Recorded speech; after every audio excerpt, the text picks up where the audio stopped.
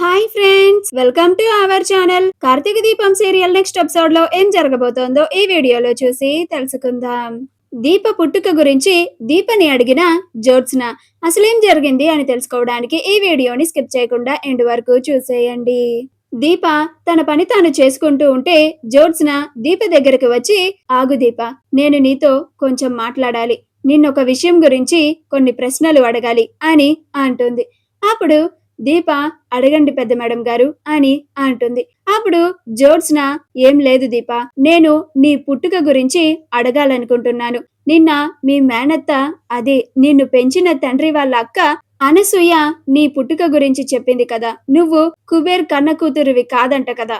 ఎవరో కని బస్టాండ్ లో వదిలేస్తే అప్పుడు నీ పెంచిన తండ్రి కుబేర్ వెళ్లి నిన్ను ఆ బస్టాండ్ నుండి తీసుకొని వచ్చి నిన్ను పెంచాడు అని ఆవిడ చెప్పింది కదా. వాళ్ళు ఎందుకని అలా చేసి ఉండి ఉంటారనుకుంటున్నావు అని అంటుంది. అప్పుడు దీప బాగా ఆలోచించి, అది నాకెలా తెలుస్తుంది పెద్ద మేడం గారు అని అంటుంది. అప్పుడు జ్యోత్స్న, అంటే నిన్ను అలాగా బస్టాండ్ లో వదిలేయడం వెనక ఎవరన్నా ప్లాన్ చేసి నిన్ను అలా బస్టాండ్ లో వదిలేసేలాగా చేసుంటారనుకుంటున్నావా అని అంటుంది.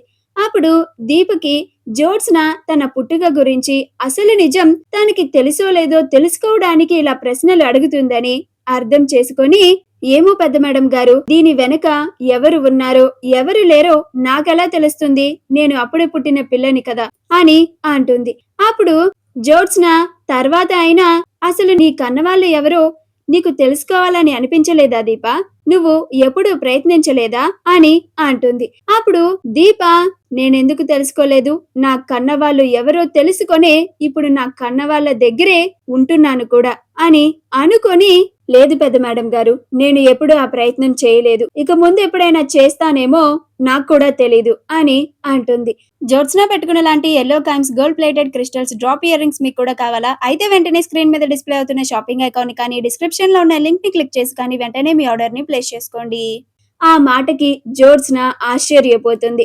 అలా దీప, నా పుట్టుక వెనక నన్ను ఆ బస్టాండ్ లో పడేయడం వెనక ఎవరైనా ఉన్నారని ఇప్పుడు నాకు తెలియకపోవచ్చు.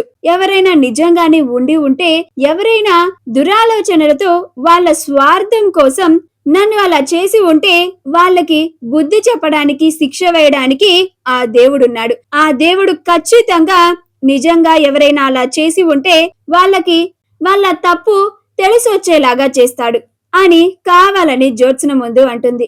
అప్పుడు జ్యోత్స్న, దీపేంటి ఇలా మాట్లాడుతుంది, అంటే నిజంగానే దీప కన్నవాళ్ళు ఎవరో దీపకి తెలీదా, దీపని ఎవరు బస్టాండ్ లో పడేశారో దీపకి తెలీదా అని అనుకుంటూ ఉంటుంది. అప్పుడు జ్యోత్స్న, దీప, నీ కన్నవాళ్ళెవరో తెలిసిన తరువాత నువ్వు వాళ్ళ దగ్గరికి వెళ్ళిపోతావా అని అంటుంది. అప్పుడు దీప, ఎందుకు వెళ్ళనమ్మా, ఖచ్చితంగా వాళ్ళ దగ్గరికి వెళ్తాను, మరి నా కన్నవాళ్ళు ఎవరో నేను తెలుసుకోవాలి కదా అని అంటుంది. అప్పుడు జ్యోత్స్న, నేను ముందు నుంచి భయపడుతున్నదే జరిగేటట్టుగా ఉంది. ఈ దీపకి తన కన్నవాళ్ళు ఎవరో తెలియనివ్వకుండా చేయాలి. తెలిస్తే ఈ ఇంట్లో నా స్థానం పోతుంది, అసలు వారసురాలు ఎవరో బయట పడిపోతుంది. ఈ దీప నన్ను అప్పుడు ఇంట్లో నుంచి గెంటేసినా గెంటేస్తుంది. అప్పుడు నేను ఈ యావదాస్తిని అనుభవించలేను. అలాగే ఏమీ లేని ఆ దాసు కూతురిగా బతకాలి. నాకా బతుకు వద్దు. ఈ దీపకి అసలు నిజం తెలియనివ్వకుండా జాగ్రత్త పడతాను అని అనుకుంటూ ఉంటుంది.